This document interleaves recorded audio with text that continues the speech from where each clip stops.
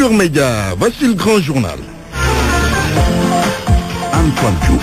Affaire de corruption à l'IDESAF, de nouvelles révélations sur Lamine Diack et son fils Massata. D'après le journal Le Monde, Massata Diack aurait reçu plus de 750 millions de francs CFA pour favoriser la ville de Rio. Le mise en cause joint par RFM dément formellement. Le procureur de la République attendu sur les dossiers judiciaires de l'heure, Serigne Bassirou Gueye, fait une sortie médiatique cet après-midi pour éclairer l'opinion. Au sujet du dossier Khalifa Sall, ses proches s'attendent à tout. Une arrestation du maire de Dakar ne va pas les surprendre. Visite de courtoisie d'Adama Barrow près des chefs religieux musulmans, le président gambien hôte de Touba, Tivaouane et Medina Baye ce vendredi. L'actualité internationale, les titres, Sornana Tambaye, bonjour. Bonjour Antoine Diouf. Au Mali, l'accord de paix et sa mise en œuvre toujours fragilisée. Les attaques sont récurrentes dans le nord et l'installation des autorités intérimaires fait face à quelques blocages. Et au même moment, une alliance se forme entre groupes armés. En République démocratique du Congo, le rassemblement de l'opposition a choisi ses nouveaux dirigeants. Félix Tshisekedi, fils du défunt opposant, et l'ancien ministre Pierre Lumbi. Pavel Signor Diagne, bonjour. Bonjour Antoine. L'actualité des sports aux alentours de 12h20. Mais voici les titres. Football, victoire des Lionceaux sur l'Afrique du Sud hier à Ndola. Abdoulaye Sarr, séduit par la force mentale des Koto Boys. L'ancien entraîneur de l'équipe nationale A invite les Lionceaux à tout donner face au Cameroun pour accrocher la première place de la poule B. Lutte avec frappe, premier grand combat au stade de Demba Diop ce dimanche. Boy Niang à l'assaut de Guigui. Selon le chroniqueur de la RFM El Hadji Ngagne Diagne, on va vers un combat où le doute et les calculs sont interdits. Mamoudou Ibrahim signe la chronique du jour, la chronique du vendredi donc. Et puis les syndicats d'enseignants se signalent encore par des préavis de grève. Que pensez-vous des risques de troubles dans le système éducatif? Point de vue vers 12h30. Bienvenue à toutes et à tous.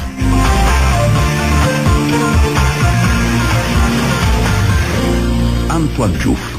D'abord, un nouvel article du journal français Le Monde accable Lamine Diack et sa famille. Ils sont à nouveau accusés de corruption. Le Monde affirme que l'un des fils de l'ancien président de l'IDESAF, en l'occurrence Pape Massata Diack, aurait touché plus de 750 millions de francs CFA pour favoriser le choix de Rio de Janeiro comme ville qui devait accueillir les Jeux Olympiques de 2016. El Hadj Alassane Samba Diop. Le Monde accable la famille Diack. Le journal français révèle qu'une société liée à un richissime homme d'affaires brésilien a versé en 2009, 3 jours avant l'élection de Rio pour organiser les Jeux Olympiques, 1,5 million de dollars, soit près de 933 millions de francs CFA. Cet argent a été versé à Massata Diack. Selon les magistrats français, cette somme était destinée à manœuvrer pour acheter les votes des membres du CIO. 4 villes étaient en compétition.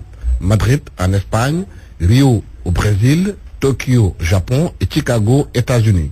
Malgré le discours de l'ex-président américain Barack Obama au Danemark pour appuyer sa ville, Chicago, c'est Rio qui a raflé la mise. Presque quotidiennement, l'organisation des Jeux Olympiques charrie son lot de révélations. Massata Diack continue à dénoncer ce qu'elle appelle une cabale contre lui et son père, Lamine Diack. Et nous l'avons joint ce matin, mais Pape Massata Diack dément formellement tout cela. L'opinion est à l'écoute du procureur de la République, Serigne Bassirou Gueye, donne une conférence de presse cet après-midi. Il est attendu sur les affaires Khalifa Sall, Bamba Fall, Barthélémy Diaz, Abdoul Mbaye, entre autres. Concernant le cas Khalifa Ababacar Sall, ses proches ne seraient pas surpris si le maire de Dakar est arrêté. Et au cas échéant, une réponse politique adéquate sera apportée. Georges Déthidiop.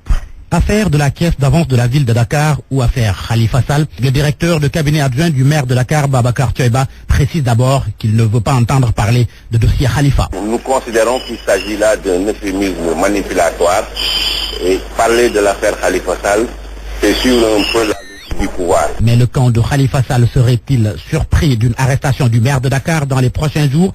Moussa Taye n'exclut rien. Nous nous attendons à tout et nous avons pris toutes les dispositions pour faire face. Car depuis le début, nous avions tiré au complot et à la conspiration. Je rappelle que Khalifa Sall n'a jamais été épinglé par l'IGE. Cette affaire est éminemment politique et nous apporterons les réponses politiques ici. Je voudrais simplement rappeler au procureur de lui donner un conseil. C'est d'éviter d'être comme Villefort, le procureur du roi dans le conte de Monte Cristo, et de se rappeler son serment. Il a prêté serment pour servir son pays. Il n'a qu'à respecter les règles de son pays. Babacar Tchoiba, pas aussi catégorique.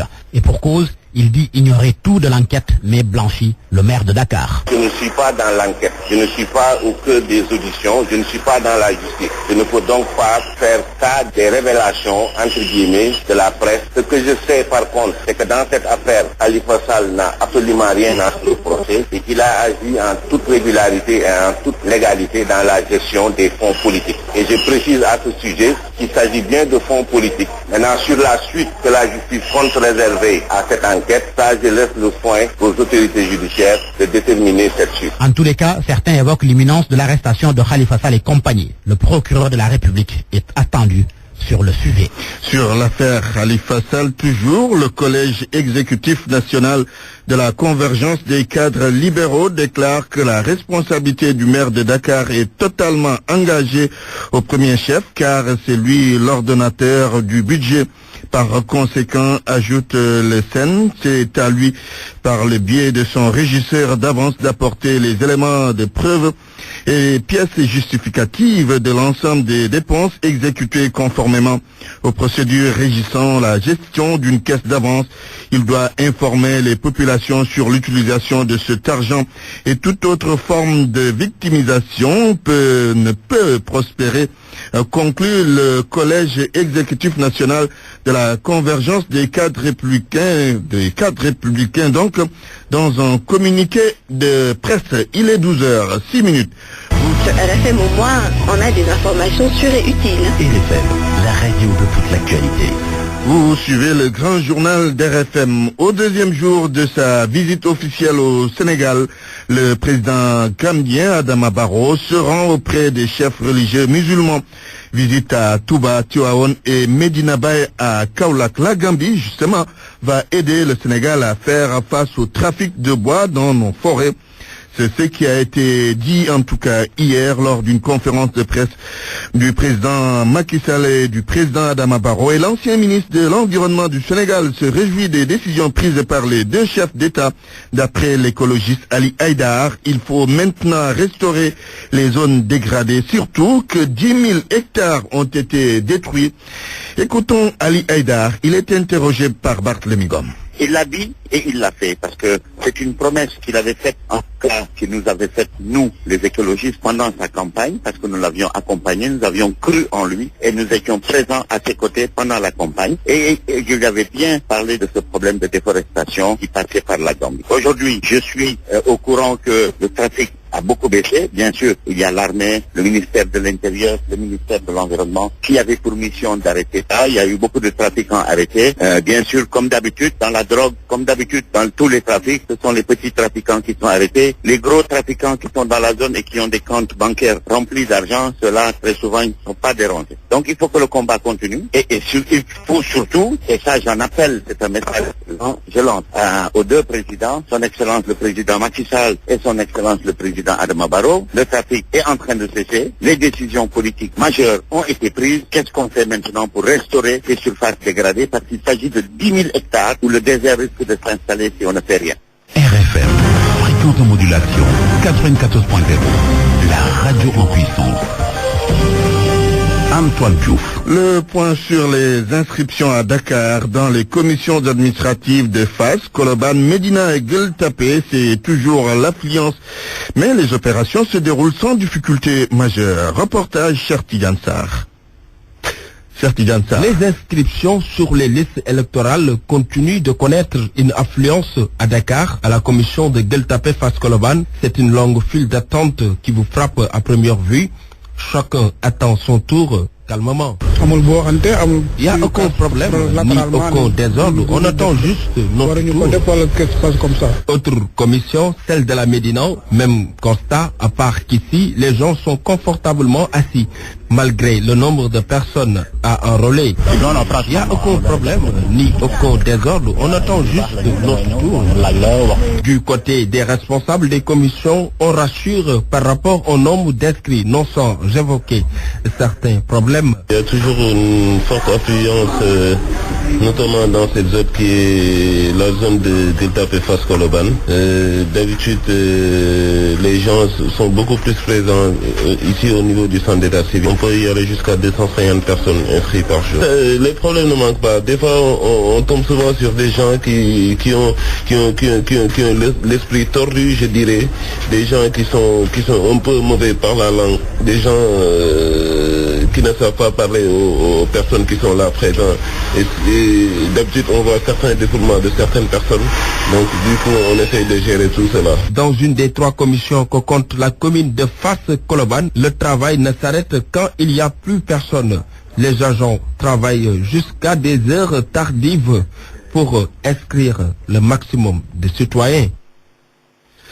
Cher Tidiane Sarr, les autorités administratives de Mbour sont bien décidées à gérer le problème de l'insécurité dans le département, même si l'on n'a pas encore noté de cas majeurs au-delà de ce qui s'est passé à Tchadiaï. Ces temps-ci, les forces de sécurité ont multiplié les patrouilles. Le préfet de Mbour a également demandé aux différents maires des communes d'assurer l'éclairage public dans leur localité, bien sûr. Correspondance Abdourahmane Diallo. L'insécurité grandissante dans le pays ne laisse pas indifférentes les autorités administratives de Mbour. Elles ont décidé de prendre les devants pour assurer la sécurité des personnes et des biens dans ce département. On a pu renforcer les patrouilles. Sachez que si on en faisait 5, on en fait maintenant 10 ou voire même 15. Et les forces de sécurité font de sorte que la présence sur le terrain devient un acquis. Pour une réponse rapide à toute réaction, à toute alerte, je pense qu'il nous faut une présence assidue. Et c'est ce qui se fait actuellement avec l'ensemble des forces de défense et de sécurité tous réunis. Mais le préfet déplore le fait que les populations ne veulent toujours pas coopérer avec les forces de l'ordre afin de traquer les malfaiteurs. Et ce que nous demandons aux populations, c'est qu'il y ait ce qu'on appelle ce réflexe de dénonciation. Chaque fois que quelque chose nous paraît un peu bizarre dans notre coin, dans notre quartier, dans notre ville, qu'on puisse s'approcher des autorités chargées de gérer la sécurité. Sayer Ndaw exhorte aussi les maires des différentes communes du département de Mbour à investir davantage dans l'éclairage public. Le premier moyen de la sécurité, c'est l'éclairage. Quand un coin est clair, on peut le surveiller rapidement et de loin on peut savoir ce qui se passe. Mais tant que l'éclairage souvent fait défaut dans certains quartiers, c'est vrai qu'il se passera toujours une insécurité qui est là et qui vient maintenant accentuer la peur des populations. Donc c'est pourquoi je lance cet appel à l'endroit de tous les élus, des maires surtout, pour qu'ils appuient les populations dans ce qu'on appelle l'éclairage public. Le préfet de Mbour estime qu'il n'y a pas encore de cas majeurs de banditisme dans le département, mais selon lui, prévenir vaut mieux que guérir. RFM Mbour, Abdourahmane Diallo. Sécurité, toujours le collectif des chefs de village de Gandon dans la région de Saint-Louis s'implique et invite tous les chefs de village du Sénégal à dénoncer les individus suspects qui vivent dans leur quartier. En outre, les chefs de village de Gandon se sont prononcés sur l'affaire des véhicules que le régime précédent leur avait attribués. Saint-Louis, Mohamed Nabissila. Le collectif des chefs de village de Gandon invite leur père du Sénégal à la vigilance pour mettre fin aux problèmes de sécurité. Ils doivent dénoncer les malfaiteurs ou individus douteux repérés dans les quartiers et villages. Babacar Ba est le président du collectif des chefs de village de Rao. Les forces de sécurité ne font pas de la voyance et autres pour dénicher les malfaiteurs. Ce sont les chefs de village, les délégués de quartier et autres responsables notables et même des individus qui vivent avec les malfaiteurs dans les quartiers. Il leur appartient de les dénoncer parce que la sécurité est de la responsabilité de tous. Et Babacar Ba d'inviter les autres chefs de village du Sénégal à la retenue sur les supposés véhicules que le régime d'Abdoulaye Wade leur aurait attribués. Une véritable supercherie selon le chef de village de Djougop. RFM Saint-Louis. Mohamed Nabissila. Bambay, une semaine après la décision de l'État de transformer les titres de propriétaires précaires en des titres fonciers, les services compétents ne sont pas encore envoyés par les concernés. Cependant, la mesure gouvernementale est bien saluée dans cette partie du Baol. Babacar Diouf. Les citoyens de Bombay ne se bousculent pas aux portes des services compétents pour la matérialisation de la décision présidentielle transformant gratuitement les titres de propriété précaire en titres fonciers. Mansour Ndiaye, l'agent envoyé de la mairie de Bombay, confirme. Effectivement, donc les populations, il y en a qui ne savent pas la porte de ce plat. Il y en a même qui ne sont pas au courant. Il y en a rarement sont ceux qui viennent. Les gens peuvent m'appeler pour me demander des renseignements. Mais rarement sont ceux-là qui viennent me demander des renseignements sur ça pour pouvoir aider à passer à l'acte. Pourquoi? Parce que nous sommes en pays bol, en territoire bol.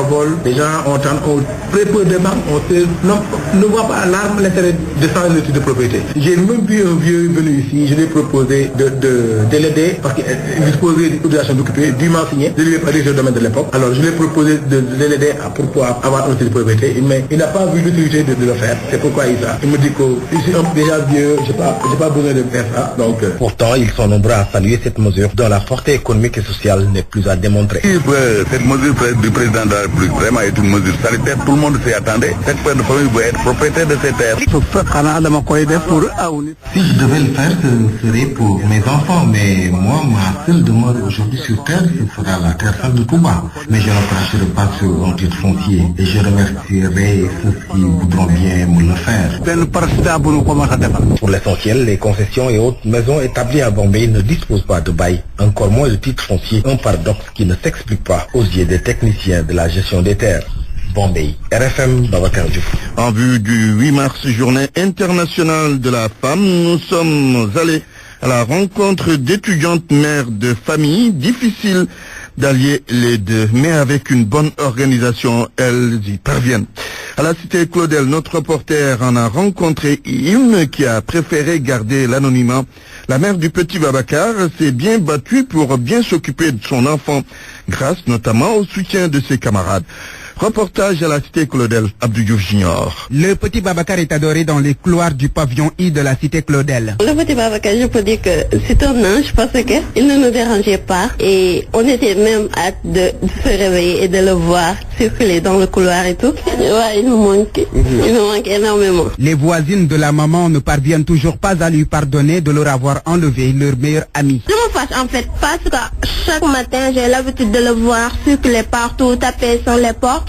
Mais cette année, elle a décidé de ne pas le mener. Et c'est ce qui me fait tellement mal. Parce qu'on avait l'habitude de l'accueillir dans nos chambres, de lui donner à manger. Il nous accompagnait. On sentait chez nous, en fait. Voir un enfant au campus, c'était tellement rare. Elle nous tenait compagnie. Tout cela pour dire que cette maman étudiante a pu faire face à la pression, aux dépenses exorbitantes et à la gestion difficile du petit prince. Cela grâce à ses camarades. Ah oui, c'est difficile. Avec les dépenses et tout là, c'est très difficile. La vie est chère. Ce que tu veux, tu vas acheter. Mais avec les autres, il a acheté à Babacar du lait, cahiers, des bananes, des fruits. Cette période était difficile, mais il faudrait s'accrocher pour s'en sortir. Avec l'aide de ma copine qui est là, elle m'a aidé et tous les autres qui sont là. Elle a préféré garder l'anonymat. Son courage, sa détermination, mais surtout une bonne organisation lui ont permis de bien gérer son enfant. Oui, c'est bien possible. C'est trop compliqué même parce que parfois le petit pleure et il gêne quelques gens qui est stressé. Tu ne veux pas que les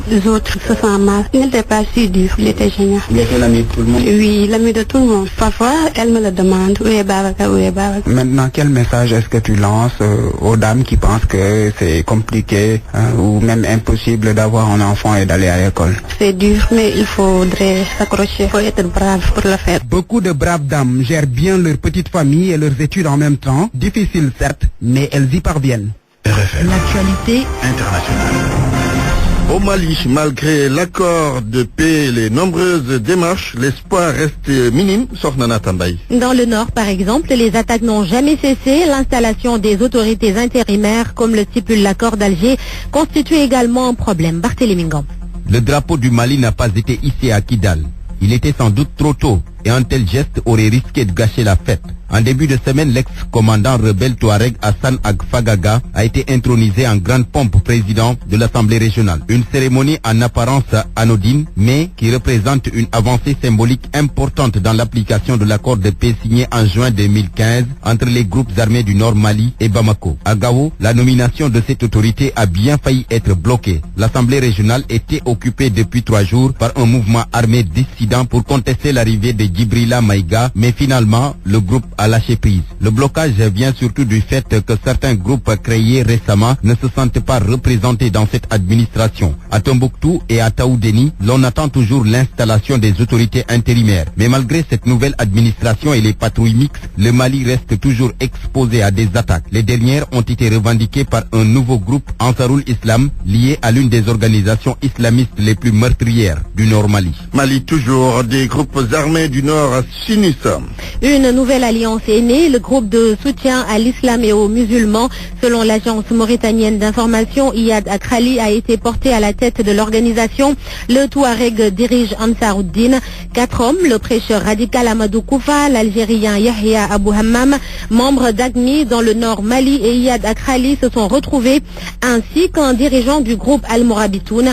Des connexions ont toujours existé entre ces différents mouvements, mais cette fusion, si elle est confirmée, serait une première. Guinée, Ségolène Royal est à Conakry. La ministre française prend part au 2e conseil d'administration de l'initiative de l'Afrique pour les énergies renouvelables, prévu à Conakry demain. Les participants vont faire des recommandations qui devront servir plus tard. Conakry, Amadou Hamzaba.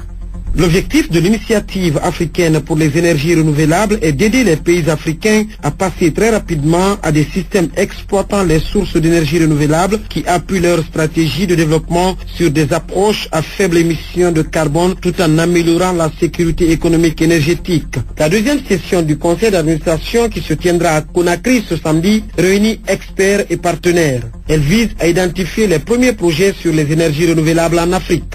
Ségolène Royal, ministre français de l'Environnement, de l'Énergie et de la Mer, chargé des relations internationales sur le climat.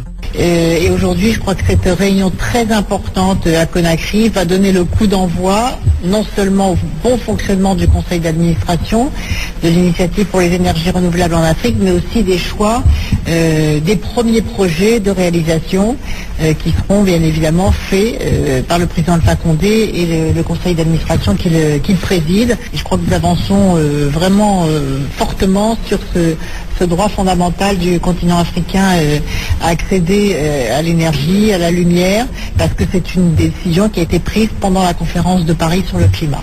Le président tchadien Idriss Déby Itno est également attendu ce vendredi soir dans la capitale guinéenne. Selon Alpha Condé, président du conseil d'administration de l'initiative pour les énergies renouvelables, plus de 650 millions d'Africains sont privés d'électricité et le projet se propose d'installer d'ici 2020 10 gigawatts de capacité nouvelle et additionnelle de production énergétique à partir de sources d'énergie renouvelable et de moins 300 gigawatts d'ici 2030. Conakry, Amadou Hamzaba, Radio Futur Média. République démocratique du Congo, l'opposition a trouvé son nouveau leader. Il s'appelle Félix Tshisekedi, le fils de Étienne Tshisekedi, décédé il y a plus d'1 mois.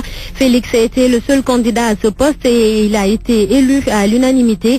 Autre personnalité choisie par le Rassemblement des forces politiques et sociales en RDC, Pierre Lumbi, il est nommé président du comité des sages. Une solution pour résoudre le casse-tête des ambitions des différentes composantes de la coalition.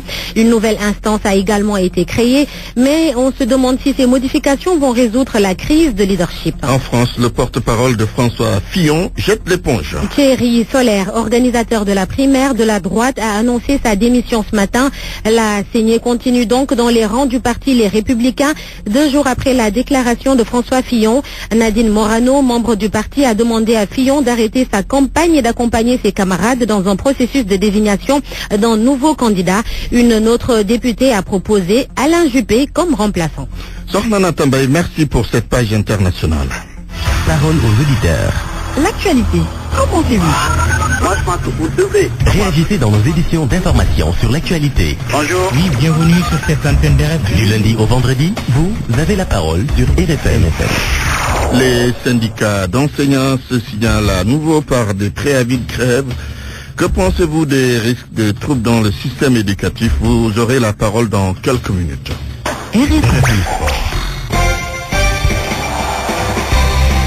Manuel Junior Diagne, vous avez la parole pour la page des sports. Rebonjour. Rebonjour Antoine. Le football d'abord, Abdoulaye Sarr, ancien sélectionneur des Lions du Sénégal, est séduit par la force mentale des juniors sénégalais, les U20. Les U20. Hier, ils ont étalé toute leur classe, mais également toute la force mentale du groupe de Joseph Koto face à l'Afrique du Sud, mené par 2-0 à la pause. Ils ont réussi à les battre par 4-3. Un comportement salué par l'ancien sélectionneur de l'équipe nationale du Sénégal, Abdoulaye Sarr, qui invite tout de même les joueurs de Joseph Koto à rester dans cette logique pour jouer et battre le Cameroun afin de s'assurer la première place du groupe. Abdoulaye Sarr avec RFM. Ce qui m'a surtout impressionné, c'est d'abord des valeurs que les Sénégalais recherchent dans une équipe. Ces qualités mentales dont les jeunes ont fait preuve. Et dans ce groupe, je vais dégager quelques éléments. Sur cet élément qui me semble important dans le haut niveau, c'est un groupe qui a de l'envie, qui montre un certain engagement, tout dans un élan de générosité. Je crois que ces qualités qu'on transformera en valeurs sont des qualités fondamentales dans le haut niveau.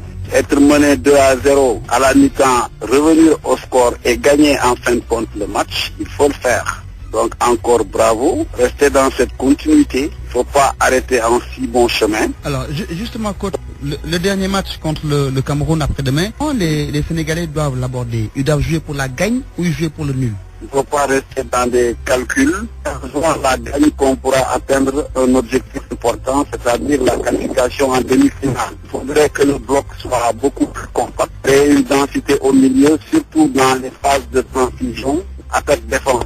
Que nos attaquants se replacent très vite pour essayer de fermer le jeu, et c'est ce qui permettrait à nos milieux de terrain de bien se positionner. Et aussi faire tout pour qu'on ne contourne pas notre défense à partir des côtés. Je pense que si le gardien, l'ami gère bien la distance entre la défense et lui, je pense qu'on pourra s'en sortir et ne pas encaisser des buts comme face à l'Afrique du Sud. Sénégal-Cameroun, c'est dans 2 jours pour le dernier match de la phase de groupe. Le Sénégal est leader de sa poule avec 4 points devant l'Afrique du Sud, le Cameroun et l'équipe du Soudan qui occupe la 4e marche du classement. Tirage au sort des 8e de finale de la Coupe de la Ligue cet après-midi. Ce sera donc à l'occasion de la rencontre Port-Cayor Foot Pro, match comptant pour la 13e journée de la Ligue 2 sénégalaise. Ce sera donc à la mi-temps au stade Demba Diop. Le football également avec la Ligue 1 sénégalaise qui va jouer à partir de demain. C'est la 13e journée au programme pour ce samedi. US Gorée contre Mbour Petite Côte. Casa Sport contre Teungueth FC. Ndiambour sera l'hôte de l'équipe de l'AS Douane. La suite est prévue lundi et dimanche, Antoine. Lutte avec frappe Boigna contre Guigui. C'est le premier choc de la saison à Demba Diop. Et faut pas interdit pour ces 2 lutteurs, Boigna de Pikine et Guigui de Guédiawaye, doivent obligatoirement se comporter correctement, tout mettre de leur côté pour gagner. Une victoire serait importante pour la suite de leur carrière selon Eladj Diagne, chroniqueur de Lamb à RFM. C'est un combat très important pour les 2 lutteurs ce dimanche. Au regard des dernières sorties de ces derniers, il va falloir qu'ils soient concentrés et très appliqués. C'est un combat également qui va opposer Pikine à Guédiawaye, mais on les invite, les lutteurs et les supporters, à venir dans un esprit de fair play. Maintenant, sur le plan purement de la lutte, Guigui a intérêt à être plus posé, plus concentré pour éviter les erreurs faites lors de son combat contre Ama Baldé. Guigui doit donc montrer un nouveau visage et doit s'appliquer pour essayer de réaliser une performance. En face, Boigna également devra être plus appliqué, plus vif, plus véloce également dans ses actions, puisque on dit de lui souvent qu'il est un bon technicien. C'est maintenant qu'il doit le prouver pour tirer son épingle du jeu, mais on va vers un combat qui sera explosif. Et celui qui sera le plus alerte, celui qui sera le plus prêt à engager le combat aura de fortes chances de l'emporter.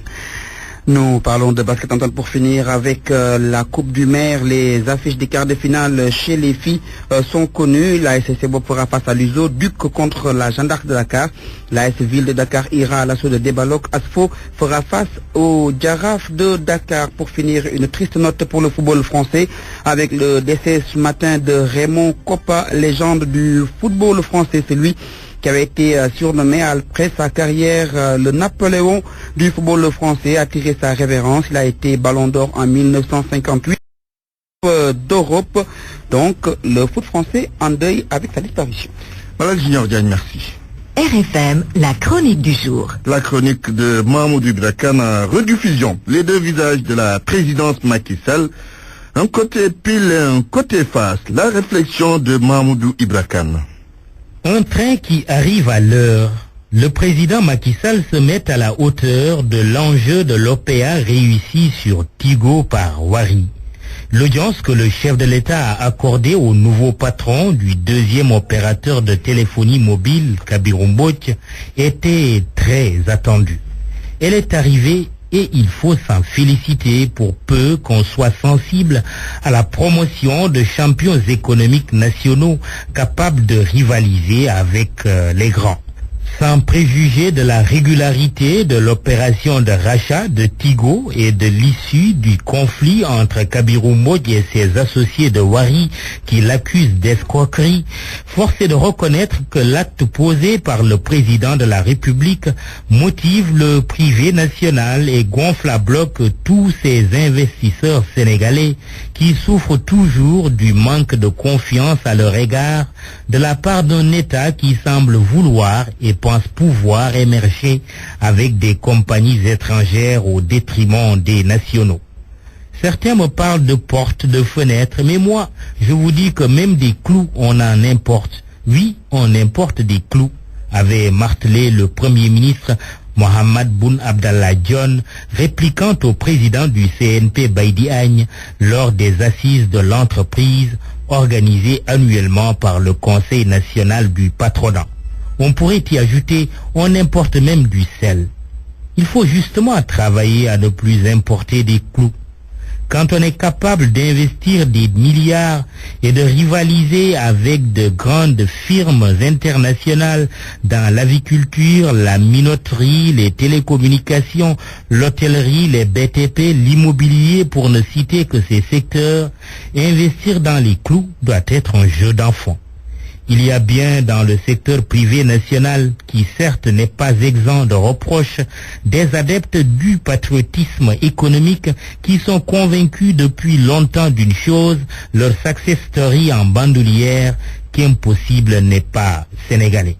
Parmi les bons points de la semaine du président, une facture de courant qui baisse avec une production et une distribution d'électricité qui s'améliorent.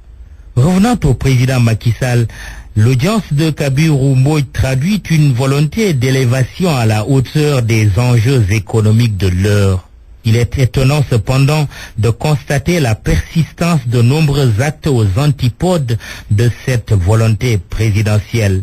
Des actes qui relèvent de la politique politicienne de la part de l'administration Sall, il y en a souvent.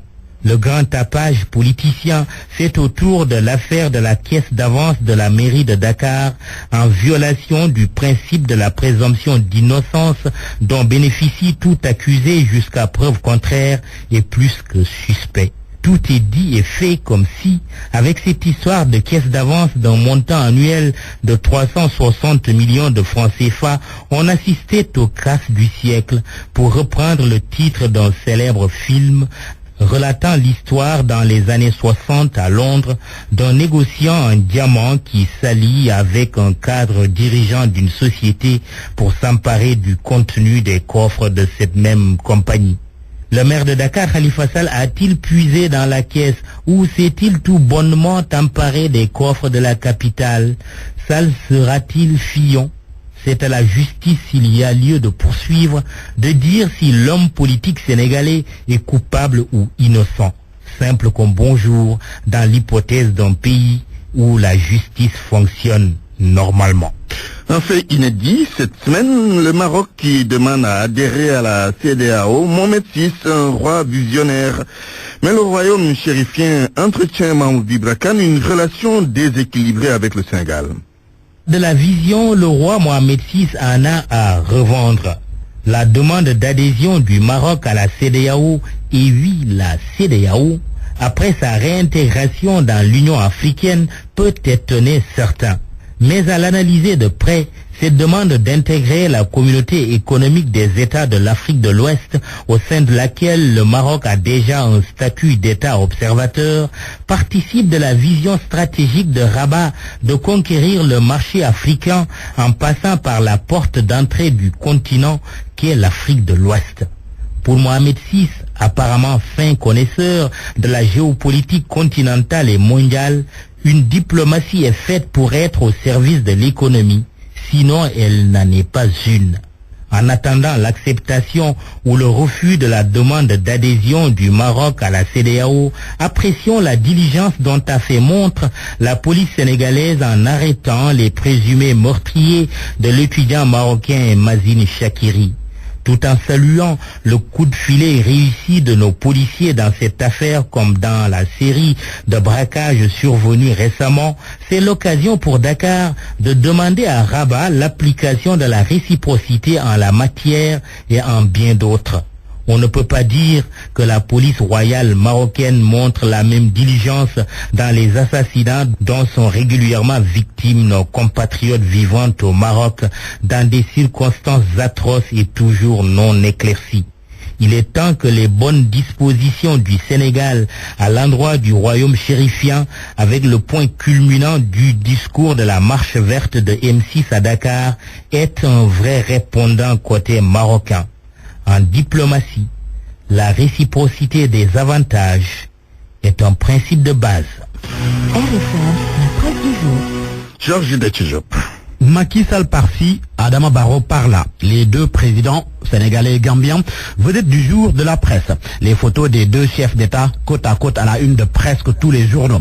Le président gambien effectue sa première visite officielle au Sénégal. Et pour l'Observateur, Macky Sall et Adama Barrow réinventent la Sénégambie. Hier, après leur tête-à-tête, ils ont livré les secrets de la nouvelle coopération entre le Sénégal et la Gambie. Signature d'accord attendue demain.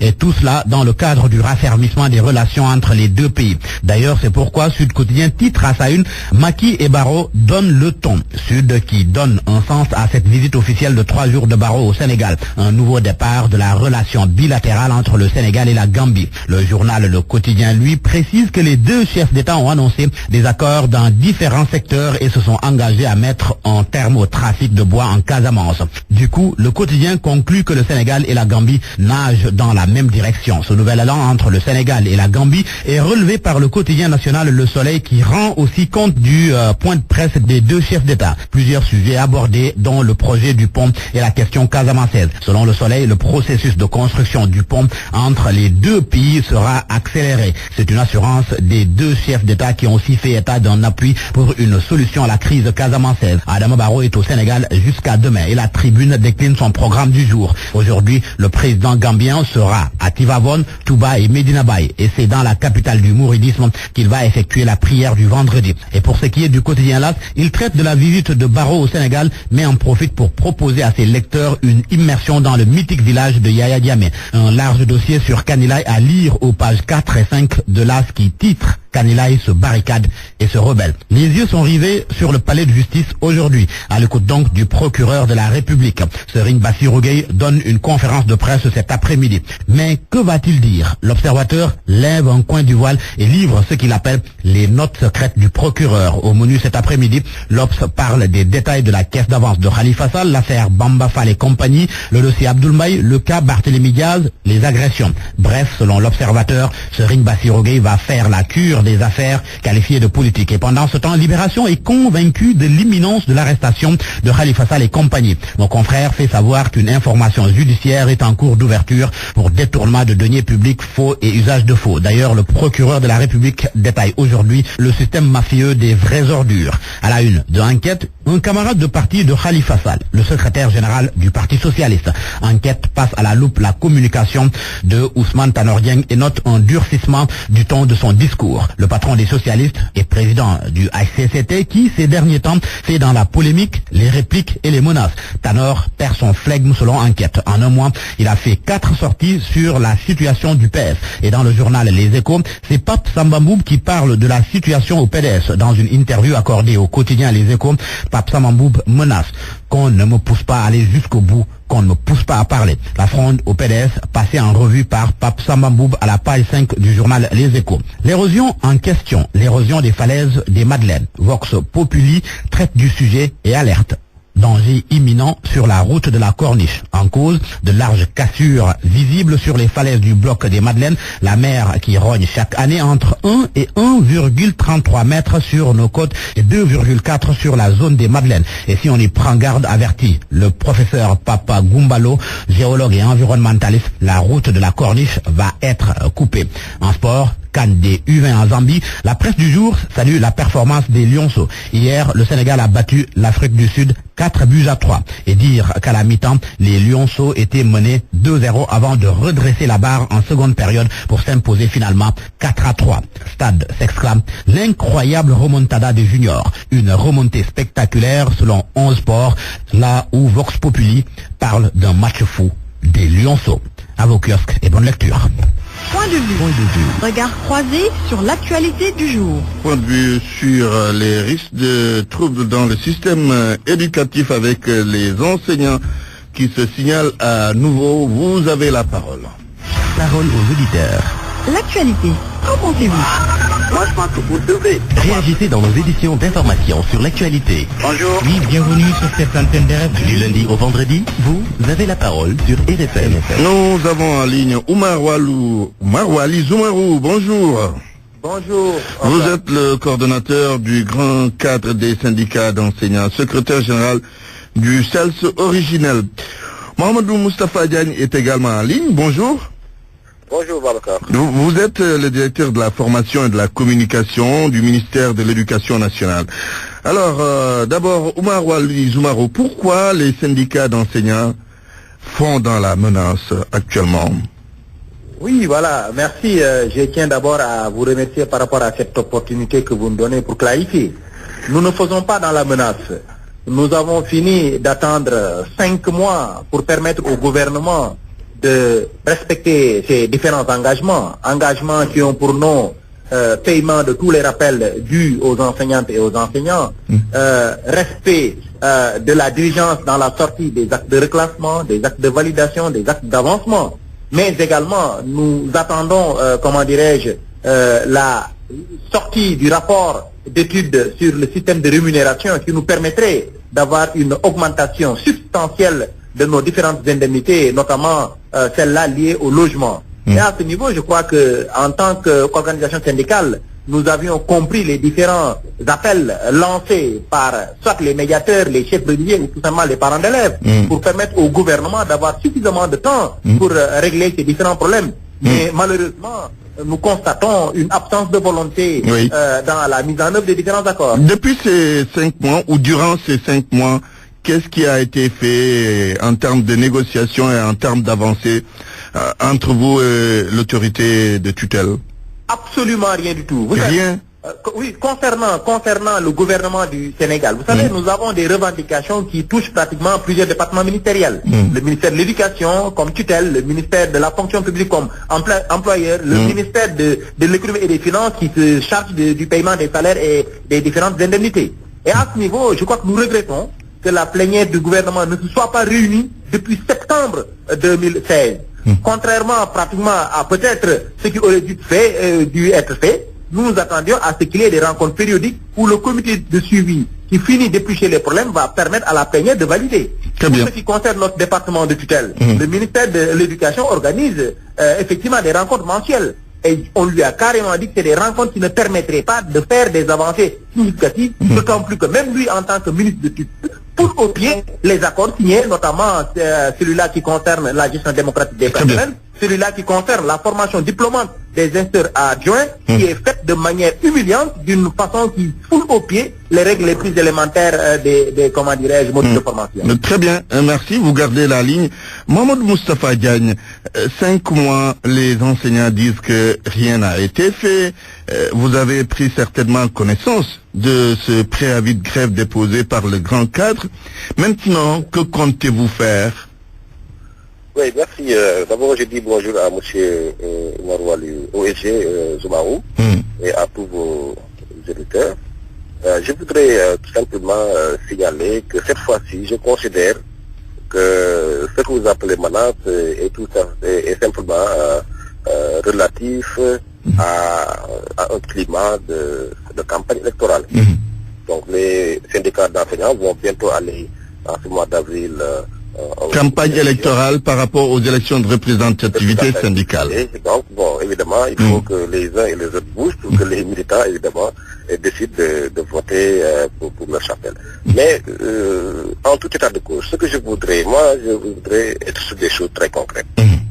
Le président de la République a fait passer les mises en solde de 5 000 à 10 000. Donc, et ça, les enseignants nous écoutent, ils savent que chaque mois, les enseignants sont mis en solde. Les arrêtés d'admission définitive donc sont aujourd'hui produits à temps.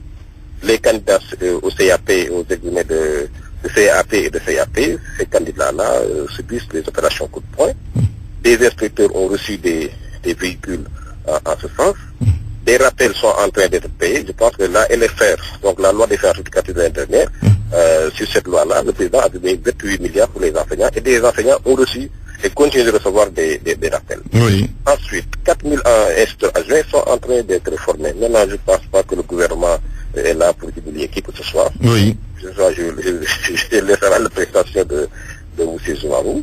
Maintenant, aujourd'hui aussi, il y a des enseignants qui ont reçu des titres de propriété.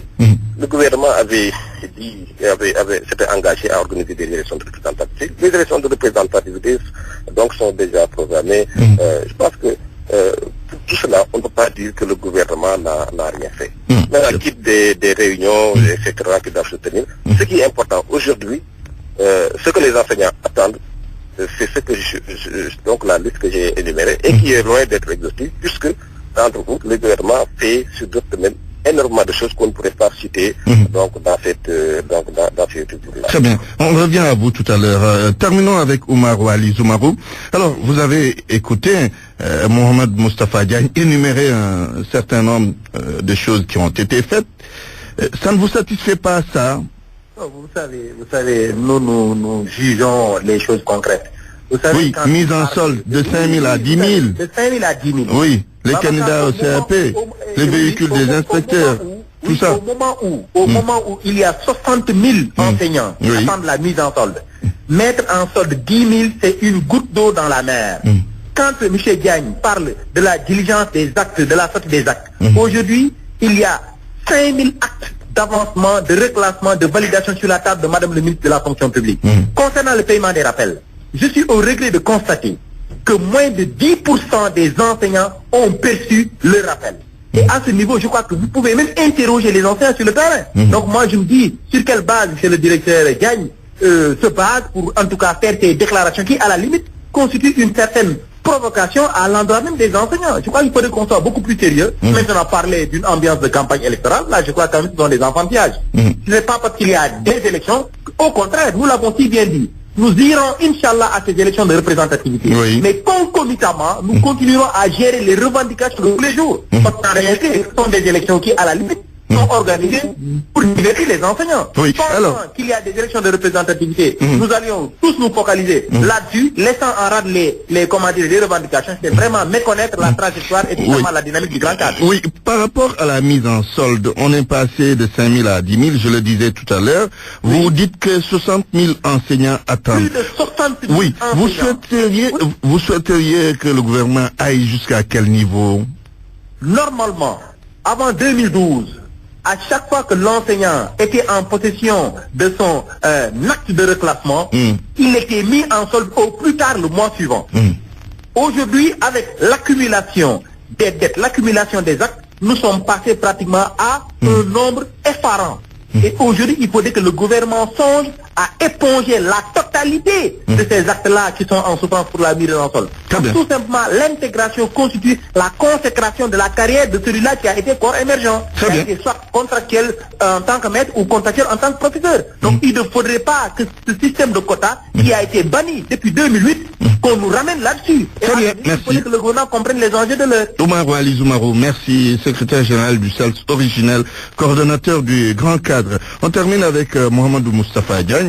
Des efforts ont été faits par le gouvernement, vous les avez sans doute énumérés, mais si l'on écoute les enseignants, c'est comme si c'était epsilon. Disons, c'était pas très important en termes d'efforts. Ça, c'est Omar Oumarou qui le dit, c'est pas les enseignants. Parce qu'il faut faire la différence entre les syndicats d'enseignants et les enseignants. Il est quand même le coordinateur du grand cadre. Oui, on sait. Mais quel grand cadre? Il y a combien de cadres dans le grand cadre? Le grand cadre, c'est aujourd'hui Omar Oumarou et Djanti qui n'est plus secrétaire général.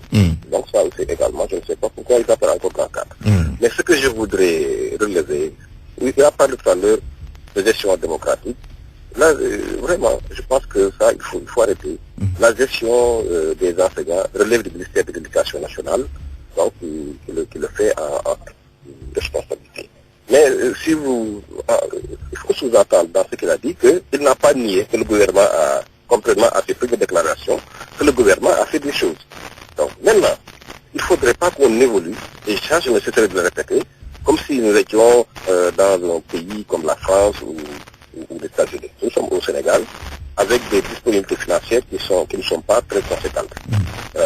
Évidemment, il y a une masse d'enseignants qui attend encore, mais le gouvernement ne peut pas faire tout en même temps et tout de suite. Ça, c'est la vérité. Sur la question du système de rémunération des agents de l'État, le gouvernement est d'accord pour dire que je compte à commencer même une étude pour pouvoir motiver ces enseignants. Mais tout cela demande des ressources conséquentes qu'on n'a pas pour le moment. Ça, il faut qu'on le comprenne. Maintenant, évidemment, aujourd'hui, le gouvernement aurait épongé toutes les revendications. Demain, une nouvelle plateforme naîtrait.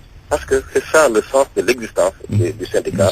Donc, c'est la défense des intérêts de nos corporations. Très bien, merci. Merci, Mohamedou Moustapha Diagne, directeur de la formation et de la communication au ministère de l'Éducation. La météo, avant de vous quitter, un temps ensoleillé va prédominer sur l'ensemble du territoire durant les prochaines 72 heures.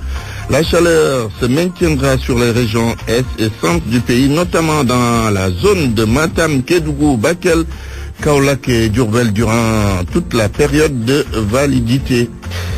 Voici le rappel des titres. Antoine Diouf. Affaire de corruption à l'IDZAF, de nouvelles révélations sur Lamine Diack et son fils Massata.